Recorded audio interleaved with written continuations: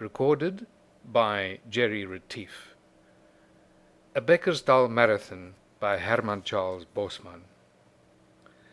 Atnodeer, who had a wireless set, came into Gerry Steen's voorkamer, where we were sitting waiting for the railway lorry from Bekkersdal, and gave us the latest news. He said that the newest thing in Europe was that young people there were going in for non-stop dancing. It was called marathon dancing, Atnodeer told us, and those young people were trying to break the record for who could remain on their feet longest dancing. We listened for a while to what Atnodeer had to say, and then we suddenly remembered a marathon event that had taken place in the little dorp of Bekkersdal, almost in our midst, you could say. What was more, there were quite a number of us sitting in Gerry Steen's post office who had actually taken part in that non-stop affair, and without knowing that we were breaking any records, and without expecting any sort of prize for it either. We discussed that affair at considerable length and from all angles, and we were still talking about it when the lorry came, and we agreed that it had been in several respects an unusual occurrence. We also agreed that it was questionable if we could have carried off things so successfully that day if it had not been for Billy Robertse. You see, our organist at Bekkersdal was Billy Robertse. He had once been a sailor and had come to the bushveld some years before, travelling on foot.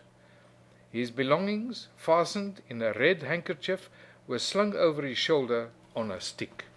Billy Robertse was journeying in that fashion for the sake of his health. He suffered from an unfortunate complaint for which he had at regular intervals to drink something out of a black bottle that he always carried handy in his jacket pocket. Billy Robertse would even keep that bottle beside him in the organist's gallery in case of a sudden attack. And if the hymn the predikant gave out had many verses, you could be sure that about halfway through Billy Robertse would bring the bottle up to his mouth, leaning sideways towards what was in it, and he would put several extra twirls into the second part of the hymn.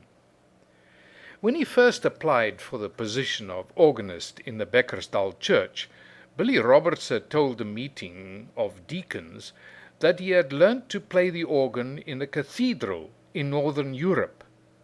Several deacons felt then that they could not favour his application.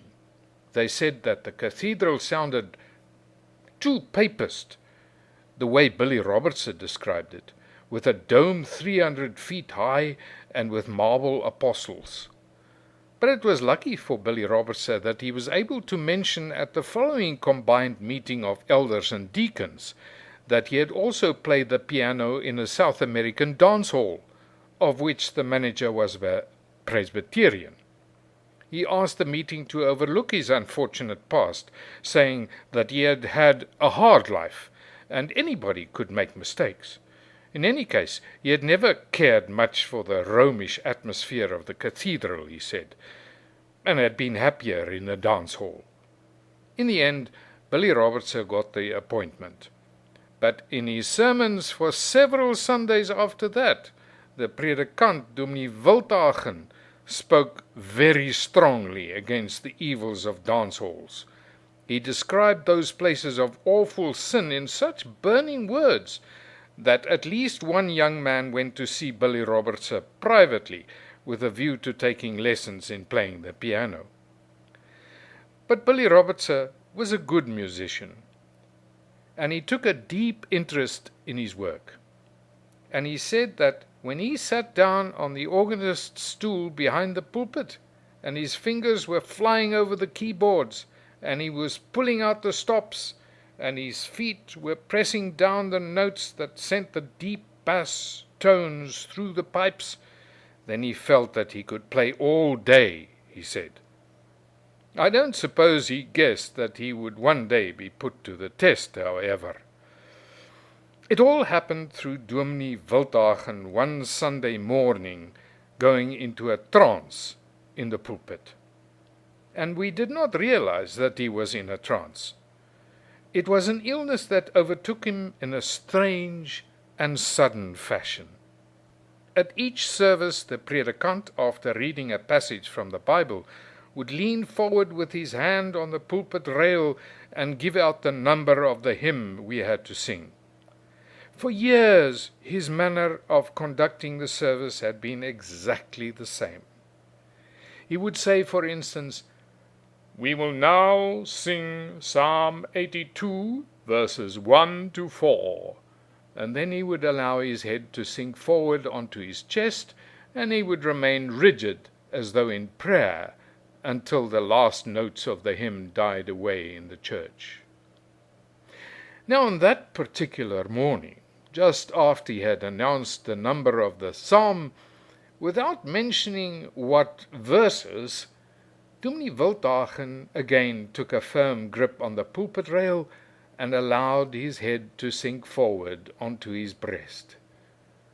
We did not realize that he had fallen into a trance of a peculiar character that kept his body standing upright while his mind was a blank. We learnt that only later. In the meantime, while the organ was playing over the opening bars, we began to realize that Dominee Wildhagen had not indicated how many verses we had to sing. But he would discover his mistake, we thought, after we had been singing for a few minutes. All the same, one or two of the younger members of the congregation did titter slightly when they took up their hymn books, for Dominee Wildhagen had given out Psalm 119, and everybody knows that Psalm 119 has 176 verses. This was a church service that will never be forgotten in Bekkersdal. We sang the first verse, and then the second, and then the third. When we got to about the sixth verse, and the minister still gave no sign that it would be the last, we assumed that he wished us to sing the first 8 verses. For if you open your hymn book, you'll see that Psalm 119 is divided into sets of 8 verses, each ending with the word posa.